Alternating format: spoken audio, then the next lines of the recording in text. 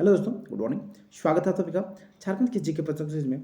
जैसा कि सीरीज का आज का 64 वीडियो और आज की वीडियो में हम लोग देखने वाले हैं झारखंड की अति महत्वपूर्ण लगभग 15 प्लस प्रश्नों को देखने वाले हैं। साथ ही हर प्रश्न से संबंधित जितने भी महत्वपूर्ण बातें बन सकते हैं, जो आपके एग्जाम के दृष्टिकोण से महत्वपूर्ण हो सकते हैं, उन सभी बातों को कवर करने का प्रयास किया गया है। तो प्लीज़ वीडियो को अंत तक जरूर देखिएगा। हाँ, अगर लगता है कि इस सीरीज से आपको प्रॉफिट मिल सके तो प्लीज़ चैनल को सब्सक्राइब जरूर कर लेना, ताकि इसी प्रकार का कंटेंट हमेशा आपको प्राप्त होता रहे। तो चलते हैं आज के वीडियो का पहला प्रश्न स्टार्ट करते हैं। पहला प्रश्न है, झारखंड के धनबाद जिले में, ठीक है, झारखंड के धनबाद जिले में ऑपरेशन वरुण, ठीक है, ध्यान रखना, कौन सा ऑपरेशन वरुण किस समस्या के समाधान के लिए चलाया गया था।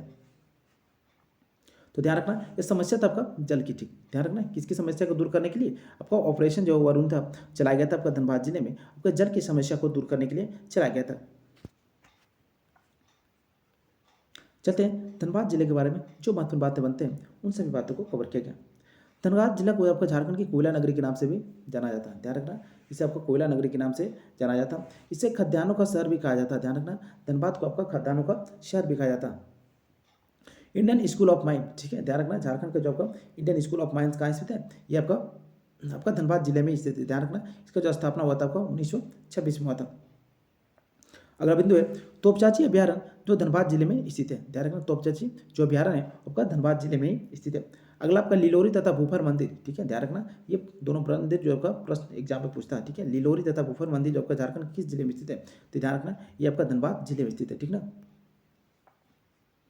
अगला प्रश्न है, झारखंड का वो कौन सा जिला है जिसका लिंगानुपात सबसे निम्नतम है, ठीक है, ध्यान रखना, झारखंड का वो कौन सा जिला है जिसका लिंगानुपात सबसे निम्नतम है। तो क्या रखना, क्या जवाबों का सही जवाब ऑप्शन नंबर डी अर्थात धनबाद, ठीक है, वह जिला आपको कौन सा, वह धनबाद जिला है जिसका लिंगानुपात आपका सबसे कम है। चलते हैं इनसे संबंधित कुछ महत्वपूर्ण बातों को जानते हैं।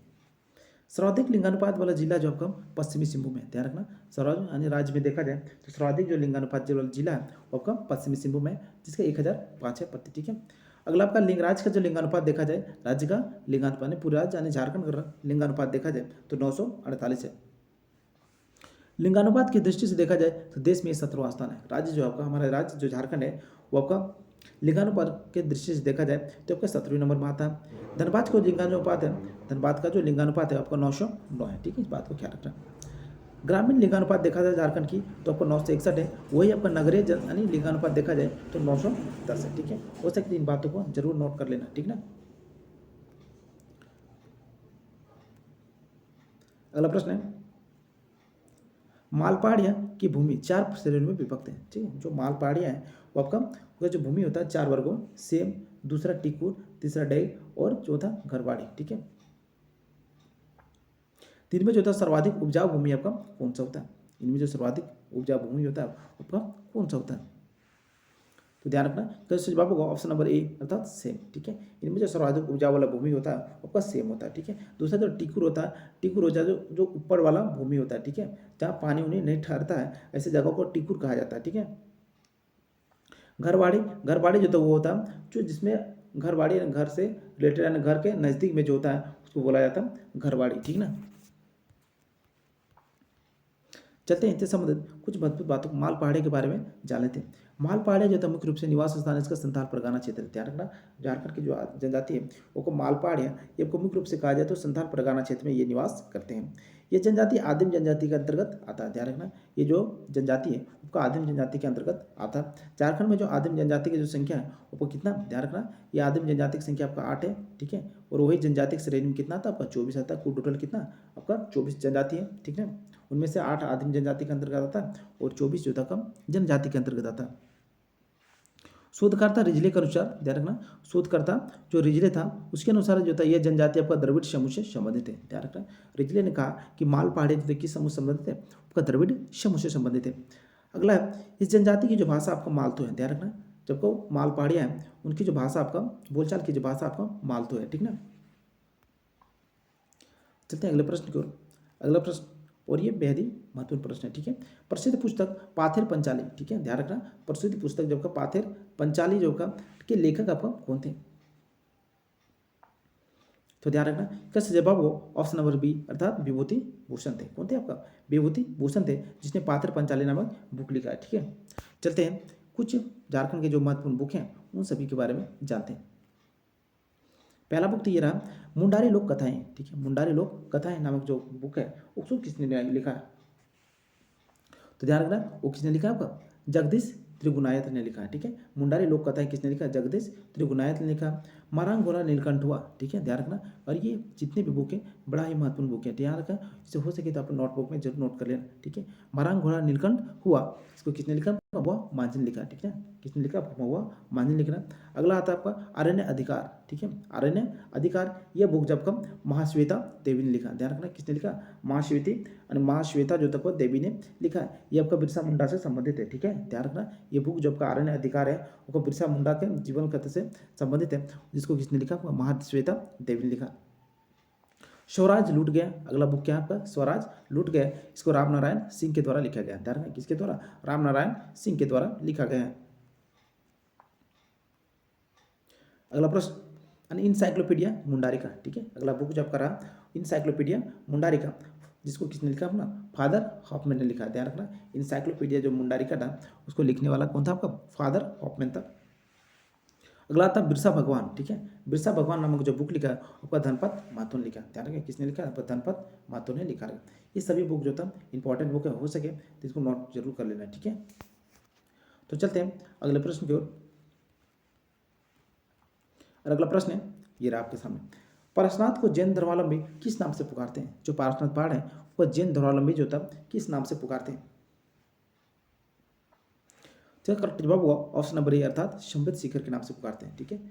पारसनाथ को आपका जैन जो धर्मावलंबी होता है आपका शंभित शिखर के नाम से पुकारते हैं। तो चलते हैं इनसे संबंधित जितने भी महत्वपूर्ण बातें उन सभी बातों को कवर करते हैं।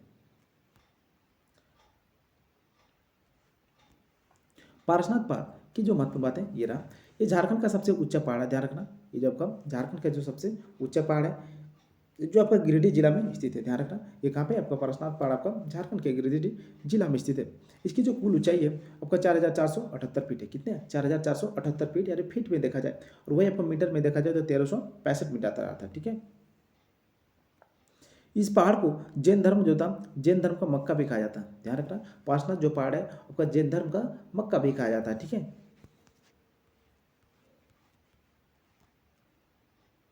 चलते अगले प्रश्न की ओर। अगला प्रश्न है, झारखंड सरकार द्वारा बालिकाओं को वित्तीय सहायता प्रदान करने के लिए कौन सी योजना प्रारंभ की गई? ध्यान रखना, झारखंड में जो बालिकाओं को वित्तीय सहायता प्रदान करने के लिए कौन सी योजना चलाई जा रही है? तो इसका सही जवाब होगा ऑप्शन नंबर ए, अर्थात सुकन्या समृद्धि योजना, ध्यान रखना। सुकन्या समृद्धि योजना चलाया जा रहा है, ठीक है। झारखंड सरकार द्वारा बालिकाओं को वित्तीय सहायता प्रदान करने के लिए आपका सुकन्या समृद्धि योजना चलाया जा रहा है, ठीक है। चलते हैं झारखंड की जो प्रमुख योजना है जो आपको चलाया जा रहा है उनको जानते हैं। बालिकाओं को विद्यालय में ड्रॉप आउट से रोकने के लिए, ठीक है, हो रहा है कि बालिकाओं को जो आपका विद्यालय से ड्रॉप आउट को रोकने के लिए, यानी लगभग 5वां 6ठा तक पढ़ते हैं और बच्चे ज़्यादा से ज़्यादा बच्चे क्या होता है इतना स्कूल छोड़ देते हैं, उस चीज़ को रोकने के लिए मुख्यमंत्री विद्या लक्ष्मी योजना की शुरुआत की है। झारखंड सरकार द्वारा जो है मुख्यमंत्री विद्या लक्ष्मी योजना की शुरुआत की गई है, ठीक है, ताकि जो है ऐसे बच्चे जो स्कूल छोड़ देते हैं 5वां 6ठा पढ़ने के बाद तो उसको क्या रोका जा सके, ठीक है। अगला किसानों को सिंचाई सुविधा उपलब्ध कराने के लिए, ठीक है, ध्यान रखना। किसानों को, झारखंड के जो किसान हैं उनको सिंचाई सुविधा उपलब्ध कराने के लिए एक योजना चलाया जा रहा है आपका तिलका मांझी पंप योजना, ठीक है, जिसके तहत जो था किसानों को सिंचाई की सुविधा प्रदान की जाएगी। अगला आपका पौधारोपण को बढ़ावा देने के लिए, यानी राज्य में जो आपका पौधा की संख्या को बढ़ावा देने के लिए, यानी आपका झारखंड सरकार द्वारा मुख्यमंत्री जन वन योजना की शुरुआत की गई है, ठीक है। तो चलते हैं अगले प्रश्न की ओर। अगला प्रश्न है, ऑल झारखंड स्टूडेंट यूनियन, ठीक है, ISU, all Jharkhand student union ISU का गठन कब हुआ था? तो ध्यान रखना वो डेट था आपका 22 जून 1986, ठीक है, 22 जून 1986 तब आपका आईएसयू पार्टी का गठन होता है, ठीक है। चलते हैं आईएसयू पार्टी के बारे में कुछ बातों को जानते हैं। आईएसयू पार्टी के प्रथम अध्यक्ष आपका प्रभाकर तिर्की थे, ध्यान रखना यही वाला पूछता है, ठीक है। आईएसयू पार्टी के जो प्रथम अध्यक्ष आपका कौन थे? तो आपको कौन था अध्यक्ष जो था आपका प्रभाकर तिर्की थे। आईएसयू पार्टी का गठन जब का जमशेदपुर में हुआ था, ध्यान रखना। आईएसयू पार्टी का जो गठन हुआ था आपका जमशेदपुर में हुआ था। इस पार्टी के जो प्रथम महासचिव थे वो सूर्य सिंह बेसरा थे, ठीक है, कौन थे आपका? सूर्य सिंह बेसरा थे, ठीक ना।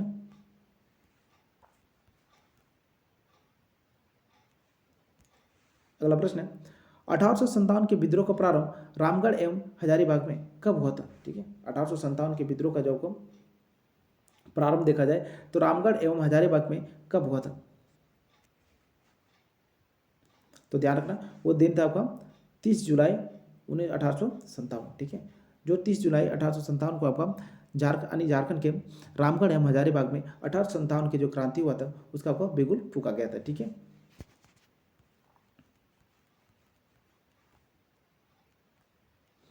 अगला प्रश्न है खरवार आंदोलन के नेतृत्वकर्ता, जो आपका खरवार आंदोलन के नेतृत्वकर्ता आप जो थे आपका भागीरथ मांझी जो थे, उन्होंने अंग्रेजों के शासन के विरुद्ध कौन सी नीति अपनाई थी? ठीक है, वो अंग्रेज शासन को हटाने के लिए जड़ से उखाड़ फेंकने के लिए कौन सी नीति अपनाई उसने? तो ध्यान रखना वो नीति था आपका असहयोग नीति। ठीक है, असहयोग था जिसने आपका भागीरथ मांझी ने अंग्रेजों के खिलाफ अपनाया था। ठीक ना, चलते हैं खरवार आंदोलन के बारे में जो बातें हैं उनको जानते हैं। सबसे पहला बात है खरवार आंदोलन जो था झारखंड में 1874 को प्रारंभ होता है। ठीक है, भागीरथ मांझी के नेतृत्व में 1874 में ये प्रारंभ होता है।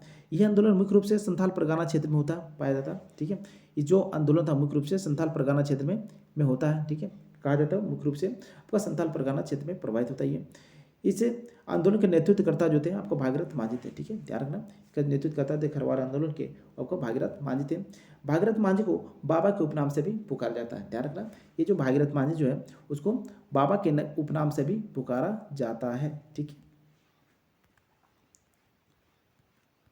चलते अगला प्रश्न की ओर। और ये अगला प्रश्न ये रहा आपके सामने ढालभूम के राजा। ठीक है, जो ढालभूम के राजा जो थे फर्ग्यूसन के सेना के द्वारा पराजित करने के बाद ढालभूम का राजा पुनः किसे बनाया जाता है? ठीक है, होता क्या है कि ढालभूम के राजा और फर्ग्यूसन के सेना अंग्रेज सेना जो फर्ग्यूसन जो था उसकी जो सेना के द्वारा क्या होता है लड़ाई होता है, उनके दोनों के बीच क्या होता है लड़ाई होता है। उसमें क्या होता है ढालभूम के जो राजा थे उनका हार हो जाता है। ठीक है, अब उनके हारने के बाद उसे क्या होता है उसको पद से हटा दिया जाता है। उस पद को हटाने के बाद तो आपका अगला जो राजा बनाया गया अंग्रेजों के द्वारा, ठीक है, अपने हिसाब से तो आपका कौन था? तो ध्यान रखा वो राजा था आपका जगन्नाथ ढाल था। ठीक है, किसे बनाया गया था? जगन्नाथ ढाल को बनाया गया था।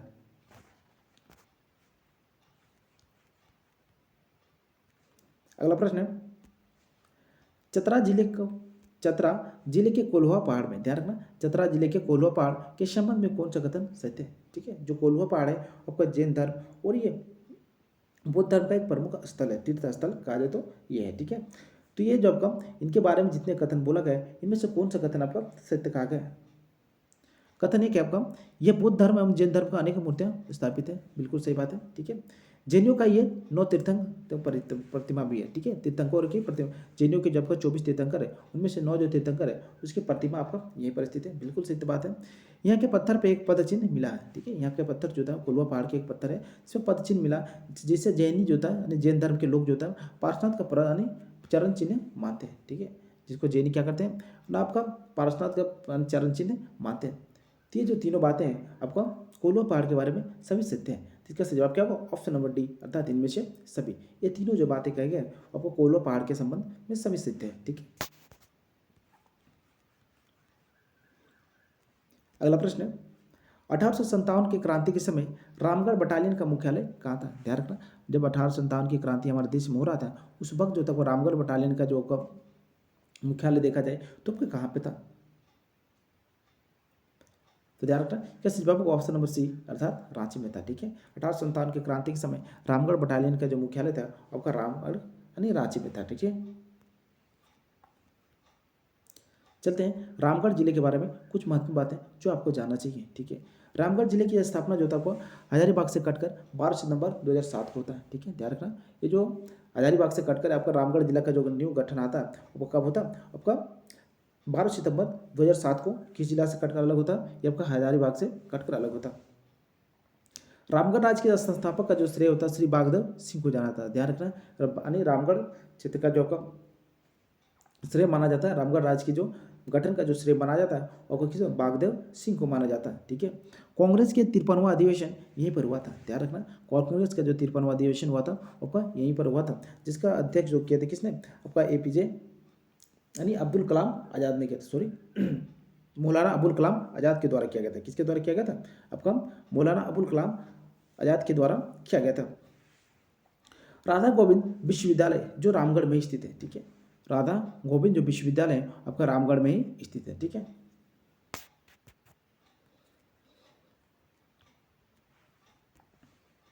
अगला प्रश्न है देश के उच्च न्यायालय, ठीक है, देश के उच्च न्यायालय में झारखंड का जो उच्च न्यायालय है आपका कौन सा स्थान है? ठीक है, देश के उच्च न्यायालय के हिसाब से देखा जाए तो झारखंड का उच्च न्यायालय आपका कितने नंबर का उच्च न्यायालय है? तो ध्यान रखना का जो सही जवाब होगा वो ऑप्शन नंबर सी, क्या होगा? ऑप्शन नंबर सी अर्थात 21वां उच्च न्यायालय है। ठीक है, झारखंड का उच्च न्यायालय देखा जाए तो देश में ये 21वें नंबर में उच्च न्यायालय बना है। ठीक है, झारखंड के उच्च न्यायालय की जो स्थापना आपका 2000 ईस्वी में होता है। ध्यान रखना झारखंड उच्च न्यायालय की जो स्थापना होता है आपका कब होता है? 2000 में होता है।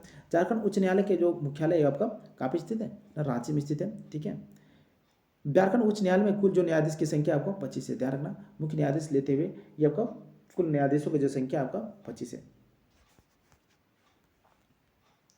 अगला प्रश्न है बिरहोर जनजाति में सपलायन विवाह, जो बिरहोर एक जनजाति झारखंड में पाया जाता है इसमें सपलायन विवाह होता है, उसको किस नाम से जाना जाता है? तो ध्यान रखना किस विवाह को? ऑप्शन नंबर बी अर्थात बिरहोर जो अपना सपलायन विवाह होता है उस विवाह को उतरा उतरी विवाह बापला के नाम से पुकारते हैं। ठीक है, बापला का अर्थ होता है आपका विवाह। ठीक है, ध्यान रखना तो उतरा उतरी बापला कहा जाता है। चलते हैं बिरहोर जनजाति के बारे में महत्वपूर्ण बातें जानते हैं।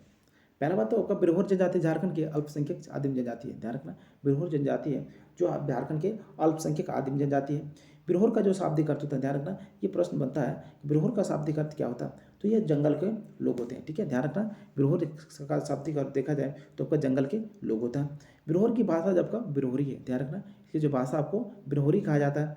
बिरहोर जनजाति अपने युवागिरी को गीती ओड़ा कहते हैं। ध्यान रखना जो बिरहोर जनजाति है अपने जो युवा गृह होता है उसको गीती ओड़ा के नाम से पुकारते हैं। ठीक है,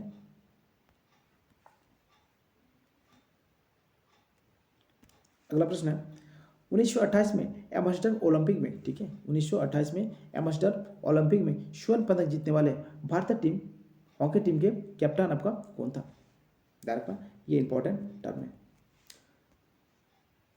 जब को 1928 में एम्स्टर्डम हॉकी हुआ था उस वक्त होता भारतीय टीम का जो कैप्टन आपका कौन था जिसके नेतृत्व में आपका स्वर्ण पदक जीता गया था? तो ध्यान रखना कैसे जवाब क्या? ऑप्शन नंबर ए अर्थात जयपाल सिंह। ठीक है, ठीक है, जयपाल सिंह मुंडा थे उस वक्त होता भारतीय टीम के कैप्टन थे जब 1928 में एम्स्टर्डम हॉकी में क्या करता वो मैंने स्वर्ण पदक हमारी टीम जीतता है। ठीक है, तो चलते हैं जयपाल सिंह मुंडा के बारे में जितनी भी बातें बन सकते हैं उन सभी बातों को कवर किया गया। पहला बात तो ये रहा जयपाल सिंह का जो जन्म हुआ था 3 जनवरी 1903 को खूंटी जिले के टकरा नामक गांव में हुआ था। ध्यान रखना इसका जन्म हुआ था कब हुआ था? 3 जनवरी 1903 को खूंटी जिले के टकरा नामक गांव में हुआ था। जयपाल सिंह के जो बचपन का नाम था आपको बेन्नत पान था। ध्यान रखना जयपाल सिंह का जो बचपन का नाम था आपको बेन्नत पान था। ठीक है, अगला बिंदु है ईसाई धर्म स्वीकार करने के बाद ये आपका इसका नाम जो पड़ जाता है ईश्वर दास हो जाता है। ध्यान रखना जो आपको जयपाल सिंह जो मुंडा थे वो ईसाई धर्म कुछ दिन होने के बाद स्वीकार कर लेता है। ठीक है, तो ईसाई धर्म स्वीकार करने के बाद इसका जो नाम है परिवर्तन हो जाता है और नाम क्या होता है आपका ईश्वर दास होता है। ठीक है, अगला आपका जयपाल सिंह आदिवासी महासभा का अध्यक्ष जो किया था वो कब किया था? 1939 में किया था। ध्यान रखना कब किया था? 1939 में किया था। अगला आपका बृहत्तर झारखंड की जो मांग सर्वप्रथम जयपाल सिंह मुंडा ने किया था। ठीक है, ध्यान रखना ये जब का मिस्टेक्स हो गया नहीं का टाइपिंग। ठीक है, यानी बृहत्तर झारखंड की जो मांग किया था सर्वप्रथम जब का जयपाल सिंह मुंडा के द्वारा ही किया गया था। ठीक है, तो आज के प्रश्न को यहीं करते हैं समाप्त। तो वीडियो कैसा लगा तो प्लीज़ कमेंट के माध्यम से जरूर बताना। अगर पसंद आया तो एक लाइक जरूर कर जाना। साथ ही लगता है कि इस सीरीज से आपको प्रॉफिट मिल सके तो प्लीज़ चैनल को सब्सक्राइब जरूर कर लें ताकि इसी प्रकार का कंटेंट हमेशा आपको रेगुलर मिलता रहे। तो मिलते हैं फिर अगले वीडियो में, तब तक के लिए आप सबको बहुत बहुत थैंक यू।